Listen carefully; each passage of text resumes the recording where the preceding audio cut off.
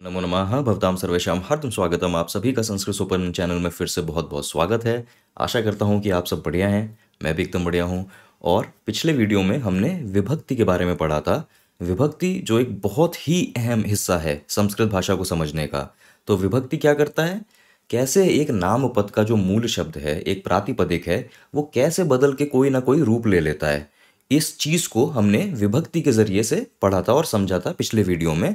और हमने उदाहरण लिया था बालक शब्द का, कि कैसे एक बालक शब्द अलग अलग रूप ले रहा है। कभी बालकः बन जाता है, कभी बालकम बन जाता है, कभी बालकस्य बन जाता है।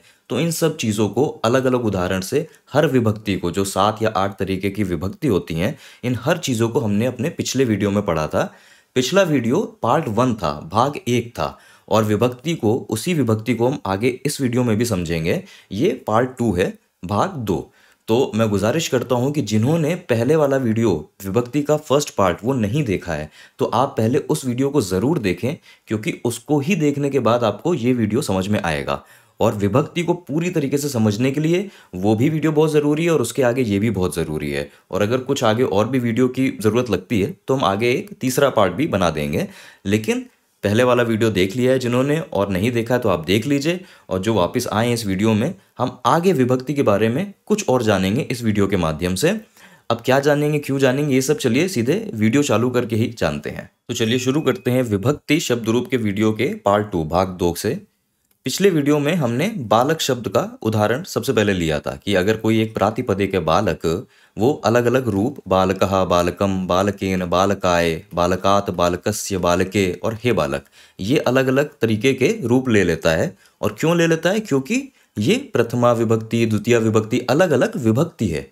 अब विभक्ति क्या था? तो हमने एक सबसे ज़रूरी चीज़ ये देखी थी कि विभक्ति का मतलब आप प्रयोजन समझिए, कि किसी भी शब्द को, किसी भी प्रातिपदिक को अगर आप वाक्य में इस्तेमाल कर रहे हैं, तो उसको किस प्रयोजन से इस्तेमाल कर रहे हैं, किस संदर्भ में इस्तेमाल कर रहे हैं। प्रयोजन बदलेगा, संदर्भ बदलेगा, तो विभक्ति भी बदल जाएगी। कभी वो प्रथमा में इस्तेमाल हो रहा है, कभी वो चतुर्थी विभक्ति में इस्तेमाल हो रहा है, कभी षष्ठी विभक्ति में इस्तेमाल हो रहा है। तो हमने ये सारी चीज़ें समझी थी। बालक का उदाहरण लिया था, और भी अलग उदाहरण लिए थे। और ऐसे ही हमने एक ये वाक्य भी बनाया था, कि हमने इस वाक्य से चालू करा था, रामः पठति। और फिर हम अलग अलग शब्दों को, अलग अलग प्रयोजन, कि राम का यहाँ प्रयोजन अलग है, वो करता है। पुस्तक का यहाँ पे प्रयोजन अलग है, वो कर्म है। ध्यान यहाँ पे प्रयोजन अलग है, हम कहना चाहते हैं ध्यान से, ध्यान के द्वारा। फिर ज्ञानाय, ज्ञान के लिए। तो जब प्रयोजन बदल रहा है शब्दों का, तो वो किस विभक्ति में इस्तेमाल हो रही हैं वो भी बदल रही हैं, और उसके हिसाब से उन शब्दों का, उन प्रातिपदिक का रूप भी बदल रहा है। तो हमने इस उदाहरण से ऐसे वाक्य को एक एक करके बढ़ाया था, और आखिरी में हम इस वाक्य तक पहुंचे थे, जिसमें आप एक तरीके से सातों ही विभक्ति को देख सकते हैं, कि रामः ये प्रथमा विभक्ति है, फिर पुस्तकम ये द्वितीय विभक्ति है क्योंकि कर्म है, फिर ध्यानेन ये तृतीया विभक्ति है, ध्यान से, ध्यान के द्वारा, फिर ज्ञानाय ये चतुर्थी विभक्ति है, ज्ञान के लिए, फिर आचार्यात ये पंचमी विभक्ति है, आचार्य से, आचार्य से ज्ञान के लिए पढ़ रहा है। फिर दशरथस्य, दशरथ के राम, ये षष्ठी विभक्ति है। और गुरुकुले ये सप्तमी विभक्ति है, कि गुरुकुल में, गुरुकुल में पढ़ रहा है। तो इस पूरे वाक्य का, कि दशरथ के राम गुरुकुल में आचार्य से, ज्ञान के लिए, ध्यान से, ध्यानपूर्वक पुस्तक को पढ़ते हैं। इस पूरे वाक्य में हमने देखा कैसे अलग अलग सातों विभक्ति का हम इस्तेमाल कर रहे हैं। एक आठवीं विभक्ति भी होती है संबोधन, वो भी हमने देखा था। तो ये सारी चीज़ें हमने पिछले वीडियो में देखी थी। मैं आशा करता हूँ कि आपने पिछले वीडियो को देख लिया है।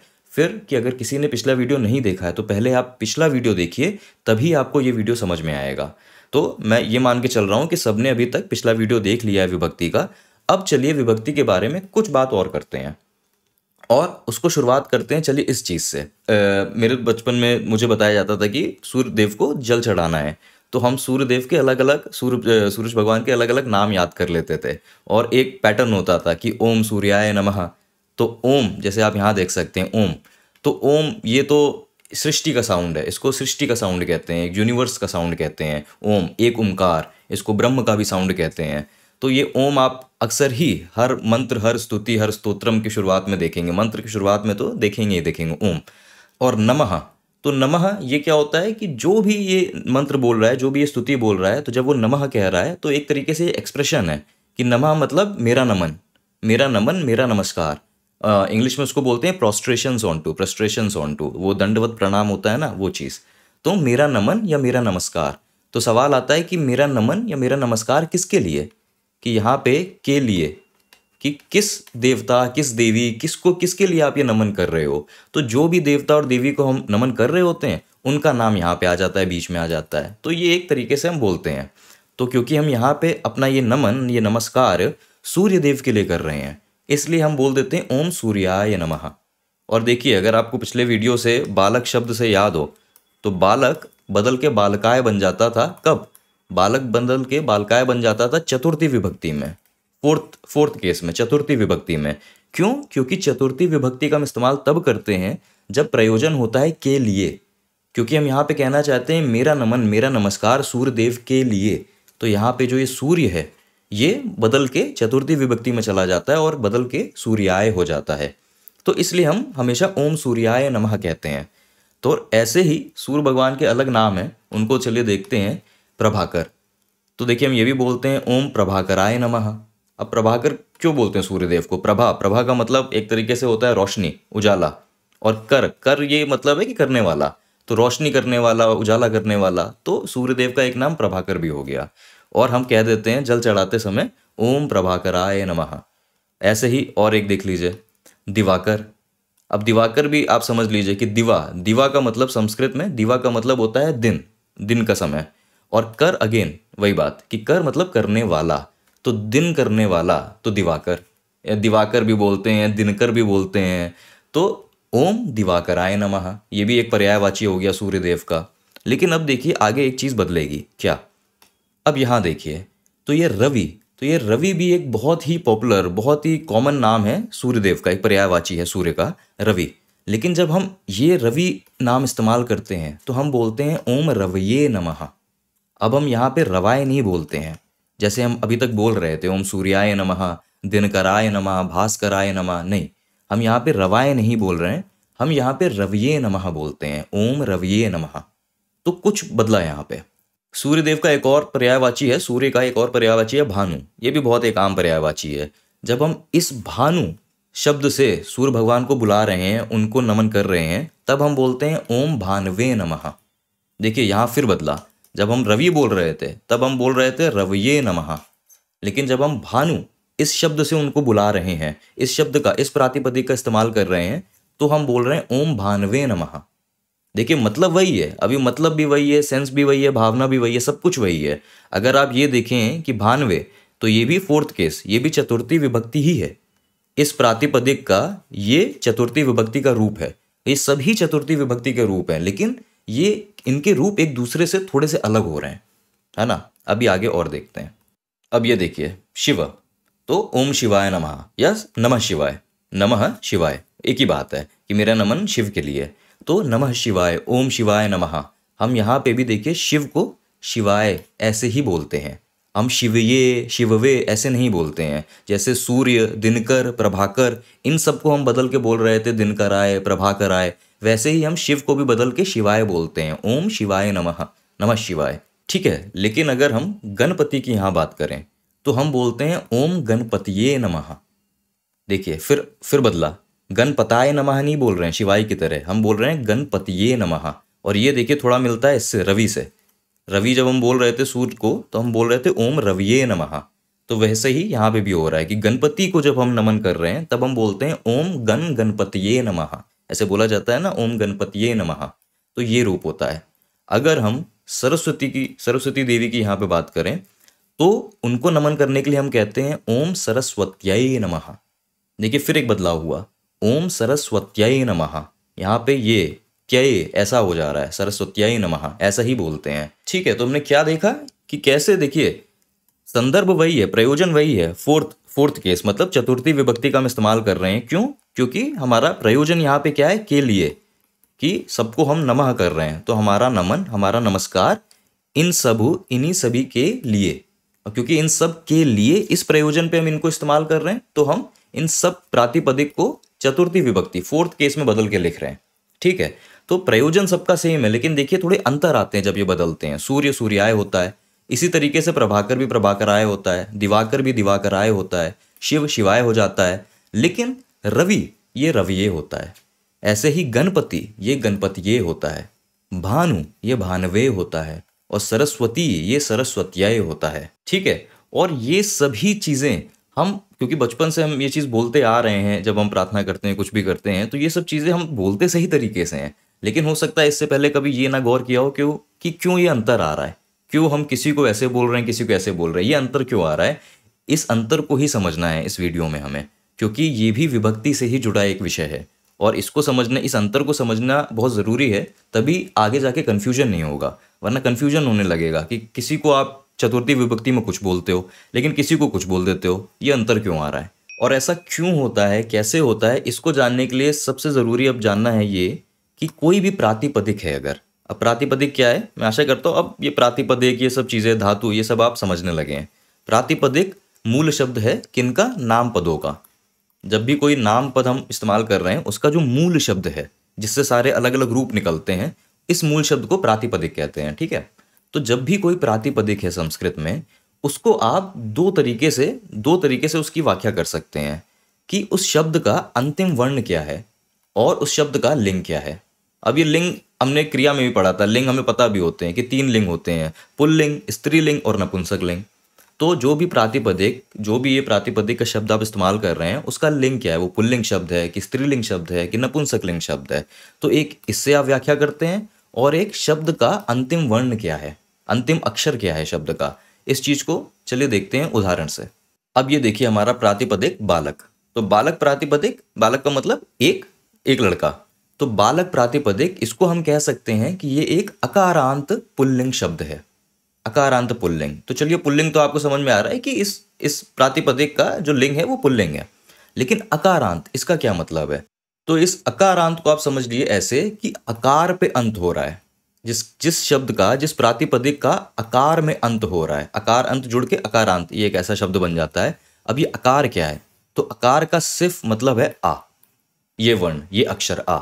ऐसे ही अगर मैं लिख दूं चकार, तो चकार का मतलब हो गया चा अक्षर। ठीक है। अगर मैं लिख दूं टकार, तो टकार का मतलब हो गया टा अक्षर की मैं यहां पे बात कर रहा हूं। अगर मैं लिख दूं इकार, तो इकार का मतलब हो गया मैं ई, इस अक्षर की बात कर रहा हूं।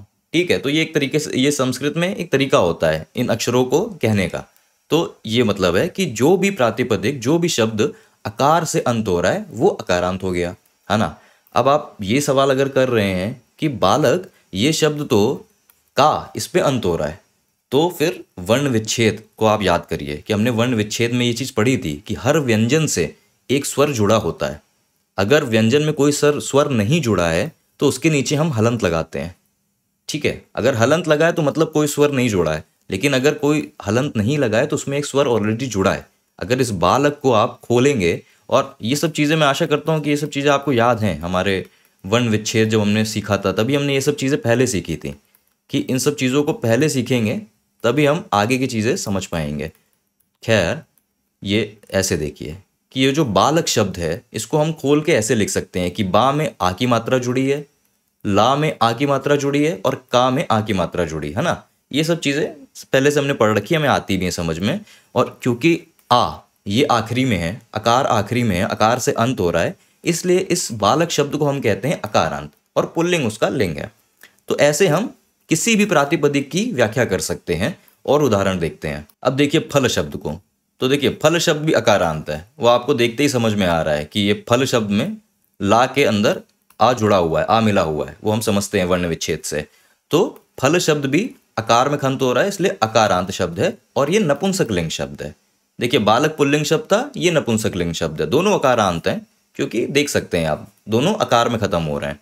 तो अकारांत नपुंसक लिंग शब्द, इस प्रातिपदिक को हम इस तरीके से बयान कर सकते हैं। चलिए अब ये उदाहरण देखिए कन्या, तो कन्या हमारा आकारांत शब्द है। देखिए आकारांत क्यों, क्योंकि अंत में एक दीर्घ आ रहा है, अंत में आपको दिख रहा है एक दीर्घ आ रहा है, तो इसलिए आकारांत। और स्त्रीलिंग, अब ये उदाहरण देखिए गुरु, तो अब आप खुद जवाब देने लगिए और मैं उम्मीद करता हूं कि आप खुद ही जवाब देने भी लगेंगे।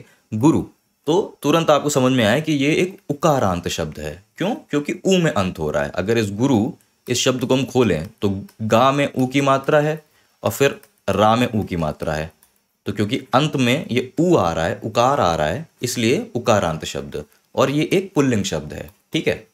वधू, तो वधू ये एक ऊकारांत शब्द है। फिर वही बात कि वहां ऊ था, यहां पे दीर्घ ऊ है, ये दीर्घ ऊ है, इसलिए ऊकारांत शब्द, और ये एक स्त्रीलिंग शब्द है। ठीक है।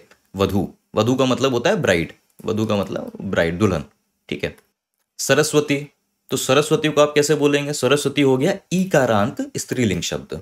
ईकारांत क्यों? क्योंकि वही अंत में एक दीर्घ ई आ रहा है, तो ईकारांत स्त्रीलिंग शब्द। ठीक है। ये बहुत आसान है समझने में, इसमें ज़्यादा आपको मेहनत नहीं करनी पड़ेगी। कवि, कवि का मतलब होता है पोएट। ठीक है। कवि क्या है? इकारांत पुल्लिंग शब्द है।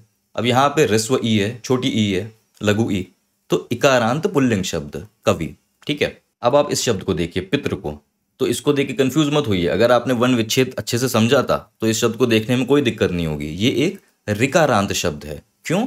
क्योंकि ये जो हम देख रहे हैं नीचे, ये जो लगा रहता है ता के नीचे जो ये लगा है, ये री स्वर होता है। अगर हम इसको खोलेंगे, पितृ को, अगर हम इस शब्द को खोलेंगे तो पा पे तो ई की मात्रा लगी है, वो हमें दिख रहा है।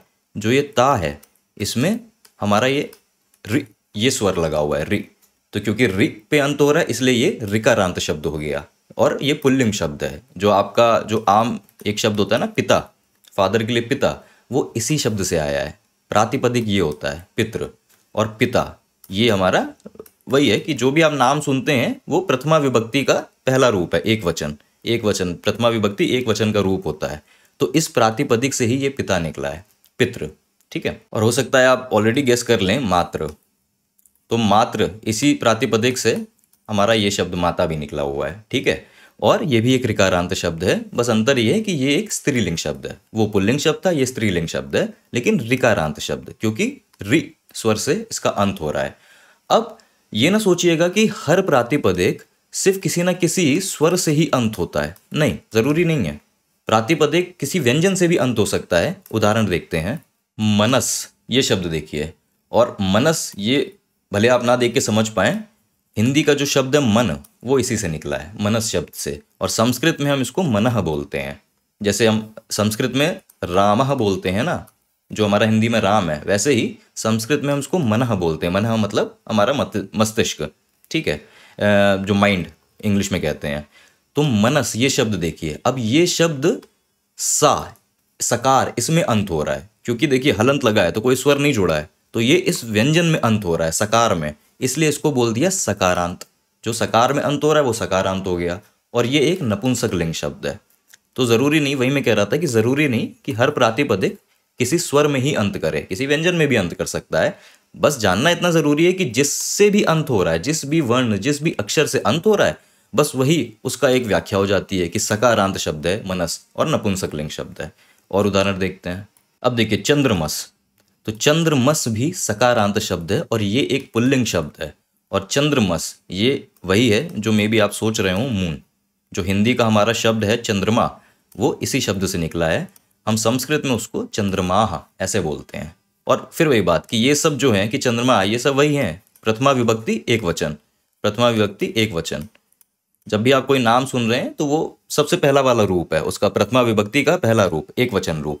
तो यही चीज़ है, हिंदी में वो चंद्रमा हो जाता है, संस्कृत में ऐसे ही लिखते हैं चंद्रमा विसर्ग के साथ।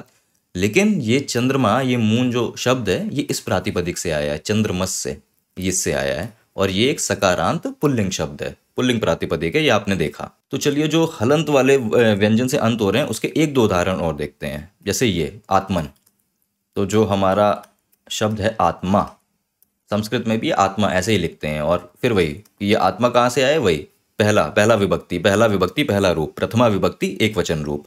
तो आत्मन ये इस शब्द से आया है।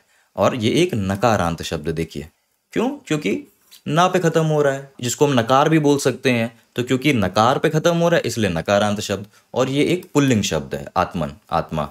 तो ना उद्धरियत आत्मनात्मानम, तो ये जो कहावत है उद्धरियत आत्मनात्मानम, इसमें जो ये दो रूप यूज हो रहे हैं, आत्मना और आत्मानम, ये दोनों ही रूप इसी प्रातिपदिक से आए हैं, आत्मन शब्द से। तो चलिए अब इसको देखिए, ब्रह्मन। तो वही, अगर आपने वन विच्छेद पढ़ा था तो आप इसको देख के कंफ्यूज मत होइएगा, ये कुछ नहीं है, ये बस हा है जिसमें माँ जुड़ा हुआ है। ठीक है। तो ब्रह्मन, और ये भी एक नकारांत शब्द है जो आप देख ही पा रहे हैं इसमें, और ये एक नपुंसकलिंग शब्द है। ब्रह्मन, ब्रह्मन क्या है? ब्रह्मन से ही ये निकला है, ब्रह्म। और ब्रह्म भगवान ब्रह्मा वो नहीं, ब्रह्म मतलब अहम ब्रह्मास्मि वाला ब्रह्म, जो जिनकी उपनिषद बात करते हैं हमारे, कि जो ही सब कुछ है, ये सृष्टि, आप, मैं, पशु, जो भी सारी चीज़ हैं, पूरा ब्रह्मांड, इनफैक्ट जो देवता हैं, जो ब्रह्मा विष्णु महेश वसुदेव कृष्ण, ये सब क्या है? ये सब इस ब्रह्म, इस एक ब्रह्म के ही ये सारे अलग अलग रूप हैं। तो ये सारी सृष्टि इसी ब्रह्म से निकली है, इस एक ओंकार, इसको ही एक ओंकार भी आप बोल सकते हैं। तो ये खैर ये हमारा जो सनातन धर्म का जो दर्शन शास्त्र है और जो उपनिषद हैं, ब्रह्मसूत्र उपनिषद, ये सब चीज़ें इस ब्रह्म और इस आत्मन, इन सब की बात करते हैं। अहम ब्रह्मास्मि, तत्वमसि, जो ये सारे एक महावाक्य हैं, तो उसमें जिनकी बात हो रही है वो ये ब्रह्म है। ठीक है, ब्रह्म, आत्मन, ये सब चीज़ें हैं। लेकिन अभी हमारा ध्यान इसमें है कि ब्रह्मन ये प्रातिपदिक एक नकारांत और नपुंसकलिंग प्रातिपदिक है। चलिए खैर, अब इस प्रातिपदिक को देखिए, भवत। तो भवत पहले तो देख के समझ में आ रहा है, क्योंकि तकार पे अंत हो रहा है, तो ये एक तकारांत शब्द हो गया। ठीक, और ये एक पुल्लिंग शब्द है, भवत। ये भवत क्या है? तो संस्कृत में जैसे हिंदी में आप बोलते हैं, आप कौन है, आपका नाम क्या है, तो वो जो हिंदी में आप होता है, किसी को आदर से बुलाना, तो वो होता है, ये भवत शब्द से निकलता है। ये सर्वनाम, आप इसको एक तरीके से सर्वनाम समझ लीजिए। तुम, मैं, ये सब एक सर्वनाम ही तो हो गए जो हम हिंदी में पढ़ते हैं। तो ये एक सर्वनाम है, उसका ये प्रातिपदिक है भवत। और देखिए उसी से मिलता हुआ ये वर्ड जगत, और जगत भी बहुत लोग जानते हैं, जगदीश। तो जगदीश का क्या मतलब है? जगदीश का मतलब है जगत का ईश। तो जो जगत का करता धरता है, पूरे जगत का, तो जगत प्लस ईश जब ये जोड़ते हैं, तो संस्कृत में एक चीज़ होती है संधि। जब दो शब्द जुड़ते हैं तो कुछ नियम लगते हैं, उसकी वजह से ये जगतीश नहीं रहता है, ता की जगह दा हो जाता है, और इसलिए हम जगदीश कहते हैं। लेकिन जगदीश का मतलब यही है कि जो जगत का ईश है। तो जगत मतलब ये सृष्टि, ये दुनिया, जगत। तो ये जो जगत शब्द है, ये भी देखिए तकारांत शब्द ही है, आपको दिख रहा है, क्योंकि ता आखिरी में, तकारांत। ये नपुंसकलिंग है। वो पीछे वाला जो वर्ड था भवत, भवत वो पुल्लिंग था, ये एक नपुंसकलिंग शब्द है, जगत। खैर, तो ये एक लंबी लिस्ट थी शब्दों की, लिस्ट ज़रूर लंबी थी, लेकिन मैं एक बार हर तरीके के शब्दों से आपको एक बार बताना चाहता था कि एक बार आप बस देख लीजिए, जान लीजिए कि ऐसे शब्द होते हैं। बार बार देखने से चीज़ आसान हो जाती, छप जाती है दिमाग में, कि अब आप कोई भी शब्द देखेंगे तो आप समझ जाएंगे कि अच्छा ये अकारांत है, इकारांत है, उकारांत है, पुल्लिंग, स्त्रीलिंग, वो सब चीज़ें। तो बस एक आइडिया आपको देना चाहता था। खैर, अब एक चीज़ के बारे में बात करूंगा जिससे कुछ लोग कंफ्यूज भी होंगे, लेकिन चलिए थोड़ा सा कंफ्यूज करते हैं आपको। अब क्यों कंफ्यूज होंगे, इसकी वजह यह है कि गुरुकुल, मान लीजिए ये एक शब्द है गुरुकुल, तो हम ये तो अब अच्छे से समझ गए। मैं उम्मीद करता हूँ कि ये एक अकारांत शब्द है गुरुकुल, क्योंकि भाई आप एक खत्म हो रहा है गुरुकुल, तो ये एक अकारांत शब्द है। ये चीज़ तो हमने कई उदाहरणों से देख के अच्छे से समझ ली। जो यहाँ पे मैं लिंग लिख रहा था बार बार, नपुंसक लिंग, पुल्लिंग, स्त्रीलिंग, तो अब आप गुरुकुल देखोगे और आप कहोगे नपुंसक लिंग, और आप कहोगे सही तो है, क्योंकि गुरुकुल क्या है? गुरुकुल एक स्थान है, एक जगह है जहाँ पे जाके हम शिक्षा लेते हैं। तो एक स्थान है, क्योंकि कोई जीवित जगह तो है नहीं। जीवित लोगों के लिए, जीवित जंतु के लिए हम पुल्लिंग या स्त्रीलिंग लगाते हैं, लेकिन जो अजीवित हैं उनके लिए तो नपुंसक लिंग ही होता है। तो एकदम सही बात है कि गुरुकुल नपुंसक लिंग, कोई प्रॉब्लम नहीं है। लेकिन अगर हम इसी का एक दूसरा पर्यायवाची लें, विद्यालय, तो विद्यालय भी तो एक स्थान हो गया जहाँ पे हम पढ़ते हैं, स्कूल, विद्यालय। लेकिन विद्यालय एक पुल्लिंग शब्द है। तो देखिए एक ही चीज, स्कूल, स्कूल को गुरुकुल वो भी एक तरीके से बता रहा था, और इसी स्कूल का पर्यायवाची विद्यालय है वो भी बता रहा था। लेकिन वो गुरुकुल वो एक नपुंसकलिंग शब्द है, लेकिन विद्यालय ये पुल्लिंग शब्द है।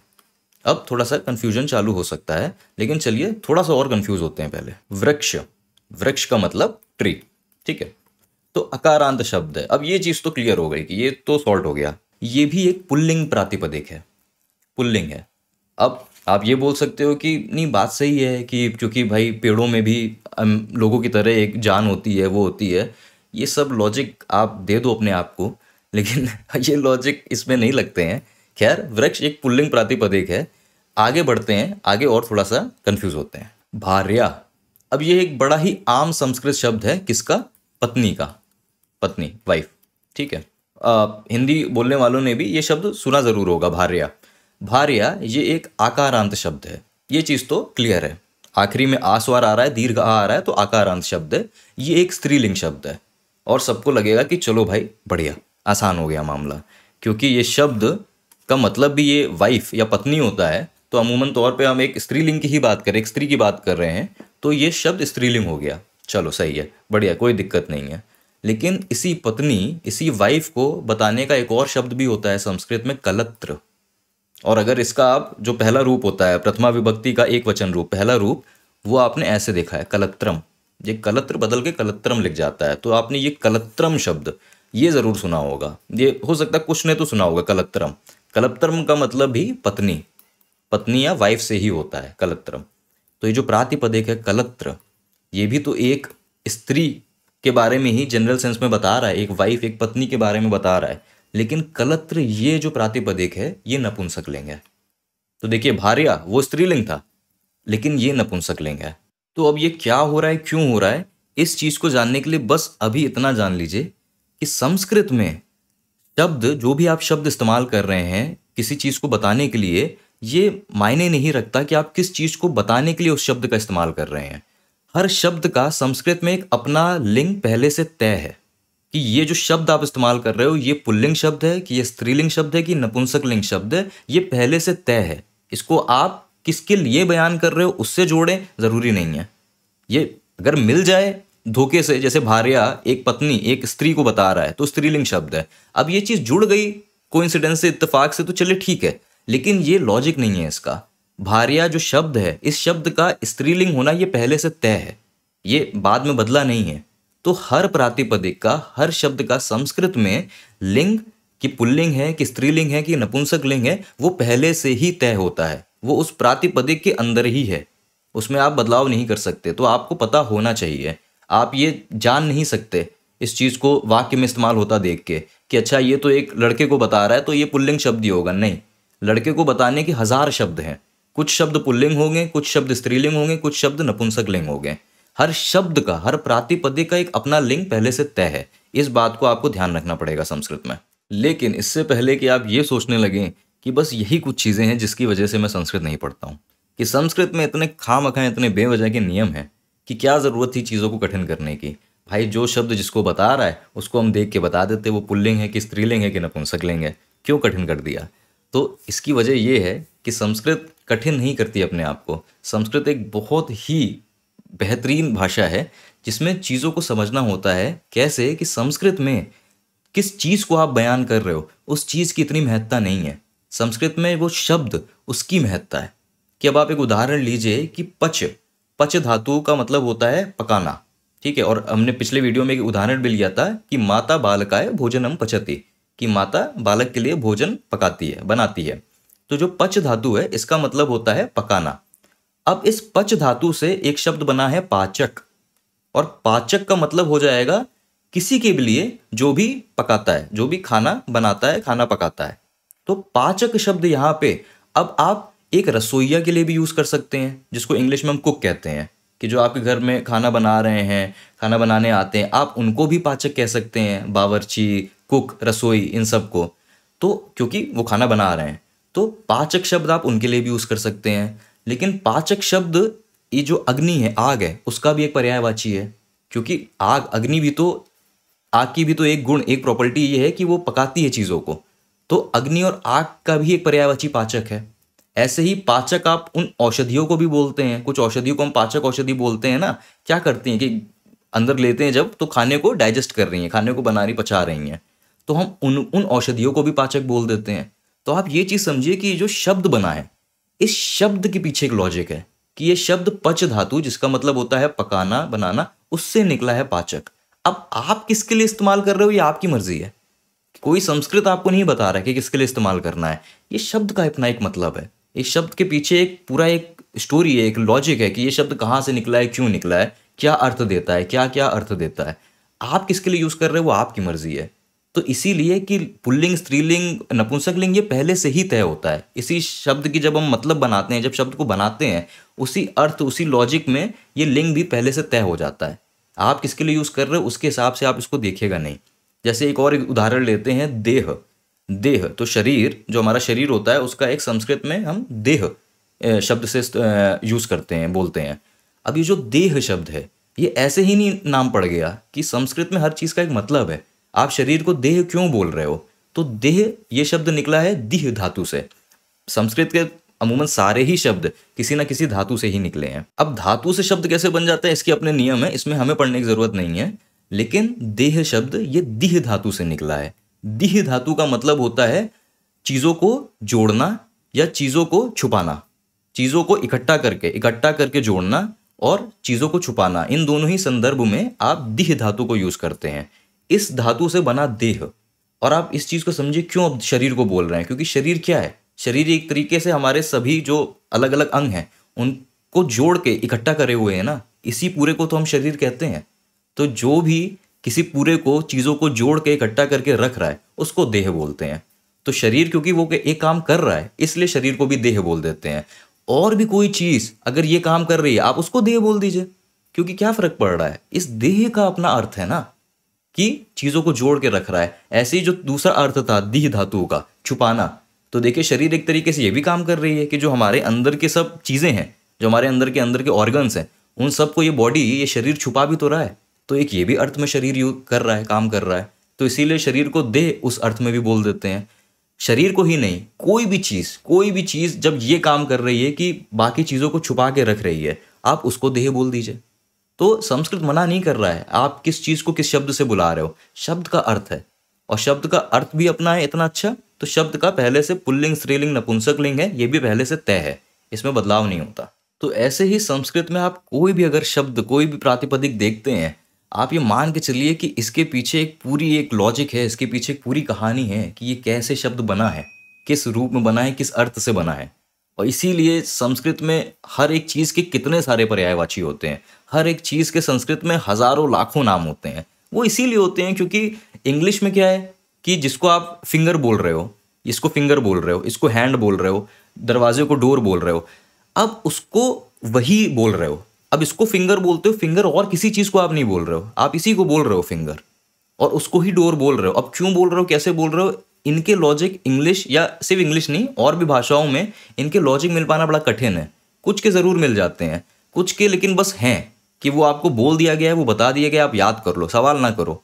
अब जो फ्रिज है घर में, उसको रेफ्रिजरेटर बोलते हैं। क्यों रेफ्रिजरेटर बोलते हैं? अब ये एक नाम पड़ा हुआ है, हो सकता है इसके पीछे कोई लॉजिक हो, लेकिन अमूमन शब्दों का कोई लॉजिक नहीं है, बस उनको एक नाम दे दिया गया है। संस्कृत में ऐसा नहीं है। संस्कृत में कोई भी चीज़ अगर बुलाई जा रही है किसी भी नाम से, हर एक शब्द के पीछे एक बहुत मतलब है। वो कहाँ से आई है, क्यों आई है, वो क्या बयान करती है, और बहुत अच्छे से विस्तार से ये चीज़ें होती हैं। अब कमल के फूल को हम अम्बुज भी बोलते हैं। अम्बुज जो ये जा है, जा से, इस जा ध्वनि का एक तात्पर्य, एक अर्थ लिया जाता है जन्म लेने से, जा इस ध्वनि को। अंबु एक पानी, जल का पर्यायवाची है अंबु। तो कोई चीज अगर जल से उत्पन्न हुई है, जल से पैदा हुई है, जल से जन्मी है, तो वो अंबुज हो गई। अब क्योंकि कमल जन्म से जन्मता है, जल से पनपता है, इसलिए कमल का एक पर्यायवाची अंबुज भी हो गया। लेकिन सिर्फ कमल तक ही सीमित नहीं है ना। कोई भी चीज जो इस संदर्भ में आप उसको बोल रहे हो, उसको बताना चाहते हो कि वो जल से उत्पन्न हुई है, आप उसको अंबुज बोल दो। तो ये फिक्स नहीं है। अंबुज लोटस के लिए फिक्स हो गया, कमल के लिए फिक्स हो गया, ये नहीं है। अंबुज एक शब्द है जिसका अपना खुद का अर्थ है, उसका अपना एक लिंग भी होगा, पुल्लिंग, स्त्रीलिंग, नपुंसक लिंग, क्योंकि एक लॉजिक से बना है। अब उसको आप कैसे इस्तेमाल करते हो ये आपके ऊपर है। जो आप शब्द की बात कर रहे हो, उस शब्द की आप कौन सी खूबी बताना चाहते हो, जो भी आप खूबी, जो भी गुण बताना चाहते हो, उसके अनुकूल एक शब्द आप यूज कर लो, तो वही पर्यायवाची बन जाते हैं। तो संस्कृत में ऐसे शब्द सारे बनते हैं। बहुत ही सुंदर, बहुत ही अच्छा लॉजिक है। इस पूरे साइंस की एक स्टडी भी होती है। तो आपने वेद सुने होंगे। वेद 4 तरीके के हमने सबने सुने हैं, ऋग्वेद, सामवेद, यजुर्वेद, अथर्ववेद। अगर आप कहीं वेद पढ़ने जाएंगे, कहीं यूनिवर्सिटी में, कहीं कॉलेज में, तो वेद से पहले आपको एक चीज़ पढ़ाई जाती है जिनको बोलते हैं वेदांग। वेद के अंग, वेदांग, ये 6 तरीके के होते हैं। उसमें से एक विषय होता है निरुक्त, और निरुक्त विषय में यही पढ़ाया जाता है। निरुक्त को इंग्लिश में एटिमोलॉजी बोलते हैं। इंग्लिश जो जानते हैं वो समझ जाएंगे। एटिमोलॉजी मतलब वर्ल्ड का फॉर्मेशन कैसे हुआ है, वर्ल्ड का सोर्स क्या है, ये वर्ल्ड जो बना ये कहाँ से आया है, क्यों आया है, इसका मतलब क्या है। तो उस सोर्स को पढ़ने के लिए उसको एटिमोलॉजी बोलते हैं। संस्कृत में जो वेदांग का जो विषय है निरुक्त, उसमें यही सब है कि जो भी वेदों में जो भी शब्द यूज हुए हैं, वो शब्द कहाँ से आए हैं, उनके पीछे की कहानी क्या है, उनके पीछे का लॉजिक क्या है, किस धातु से निकले हैं, किस मतलब से यूज होते हैं, इस्तेमाल होते हैं। तो हर शब्द का आप पूरा हिस्ट्री, पूरा इतिहास समझ सकते हैं, जान सकते हैं। वेदांग का वो जो एक विषय है निरुक्त, ऐसे वेदांग के और भी बहुत अच्छे विषय हैं, लेकिन उसमें से एक ये विषय भी है। ये सब पहले पढ़ना पड़ता है आपको, वेद पढ़ने से पहले पहले आपको वेदांग पढ़ना पड़ता है, तब तो टीचर अध्यापक आपको बोलते हैं कि अब तो आप समझ पाओगे वेद, तो पहले ये तो समझो, फिर तो आगे का खेल समझना। खैर, ये चीज़ मैं बताना चाहता था कि आपको ये ना लगे कि शब्द का लिंग, प्रातिपदिक का लिंग पहले से तय है। ये क्यों है, ऐसा क्यों हो रहा है कि कोई चीज़ किसी स्त्री को बता रही है लेकिन वो पुल्लिंग शब्द है, ऐसा क्यों, ये सब कन्फ्यूजन क्यों हो रहा है, संस्कृत क्यों बेकार में कठिन कर रही है अपने आप को। इसीलिए मैंने बताया कि हमें ज़रूर लग रहा है कठिन है, क्योंकि हमें उस चीज़ की आदत नहीं है, लेकिन संस्कृत भाषा में बहुत गहराई है। उस गहराई को समझने के लिए हम भले इतने अभी अभी काबिल नहीं हुए हैं, लेकिन संस्कृत भाषा एक बहुत ही खूबसूरत, एक बहुत ही स्ट्रक्चर्ड भाषा है। हर चीज़ के पीछे एक बहुत पुख्ता लॉजिक है, हर चीज़ के पीछे कुछ भी चीज़ ऐसे ही नहीं कर दी गई संस्कृत में। तो बस ये चीज़ मैं आपको बताना चाहता था। खैर, जो समझने वाली चीज़ थी वो ये थी कि प्रातिपदिक को हम शब्द के अंतिम वर्ण अकारांत, इकारांत, तकारांत, सकारांत, इस तरीके से, और शब्द का लिंग, पुल्लिंग, स्त्रीलिंग, नपुंसक लिंग, इन दो चीज़ों से हम किसी भी प्रातिपदिक की संस्कृत में व्याख्या कर सकते हैं। ये चीज़ जाननी हमने अभी उदाहरणों से। लेकिन अब आप ये सवाल कर सकते हो कि ये सब जो हमने समझा ये ठीक है, ये बढ़िया था, जान के भी मज़ा आया, लेकिन इसका विभक्ति से क्या लेना देना है? क्योंकि विभक्ति वीडियो के अंदर में ये सब में हम बात कर रहे हैं ना, तो इस चीज़ का अकारांत, नपुंसक लिंग, पुल्लिंग, इन सब चीज़ों का विभक्ति से ही लेना देना है। लेकिन कैसे और क्या, ये अब हम अगले वीडियो में बात करेंगे। इस वीडियो को मैं यहीं रोकूंगा, क्योंकि मुझे लगता है इसी वीडियो में ऑलरेडी काफ़ी कंटेंट हो गया है। एक साथ बहुत सारी चीज़ें बता दो, इन्फॉर्मेशन का ओवरलोड हो जाता है, चीज़ें फिर गड़बड़ होने लगती हैं, मिलने लगती हैं। तो बेहतर है कि इस वीडियो को मैं यहीं रोकता हूँ। मैं इसके आगे का कि ये जो मैंने समझा इस वीडियो में, जो भी हमने पढ़ा, इसका फ़ायदा क्या है विभक्ति को समझने में, इस चीज़ को हम अपने थर्ड पार्ट भाग 3 में समझेंगे। मैंने पहले भी कहा था, विभक्ति को थोड़ा सा अच्छे से समझेंगे, आराम से समझेंगे, क्योंकि बहुत अहम, बहुत ज़रूरी हिस्सा है संस्कृत भाषा का, और आप में भी समझ में भी आ रहा हो क्यों। तो खैर, इस वीडियो को हम यहीं पे रोकेंगे। जो भी हमने इस वीडियो में बात की थी, आप चाहिए तो एक बार फिर से वीडियो देख लीजिएगा। अगर इससे पहले वाला जो वीडियो था, पहला विभक्ति का वीडियो, चाहिए तो उसको भी एक बार देख लीजिएगा। ज़्यादा बड़ा काम नहीं है, वो देख लीजिए, इसको फिर से देख लीजिए। इसके बाद जो थर्ड पार्ट आएगा उसमें विभक्ति को हम पूरी तरीके से कंप्लीट कर देंगे, समझ लेंगे जो भी हमें जानना है। खैर, अगले वीडियो में फिर मैं आपसे मिलता हूँ। यहाँ पे मैं यहीं पे रोकता हूँ वीडियो को, आपसे विदा लेता हूँ। जो भी पढ़ा, आशा करता हूँ कि चीज़ों में कुछ मज़ा भी आया और कुछ जानने को भी मिला, कुछ चीज़ें क्लियर हुई, कुछ अच्छा लगा, कुछ छूट गया हो, कुछ ना समझ में आया हो, आगे समझ लेंगे, आगे कवर कर लेंगे उसको। तो विदा लेता हूँ मैं आपसे, अगले वीडियो में मिलूंगा। तब तक बढ़िया रहिएगा, मस्त रहिएगा, संस्कृत पढ़ते रहिएगा। वयम पुनः मिलामः। धन्यवाद।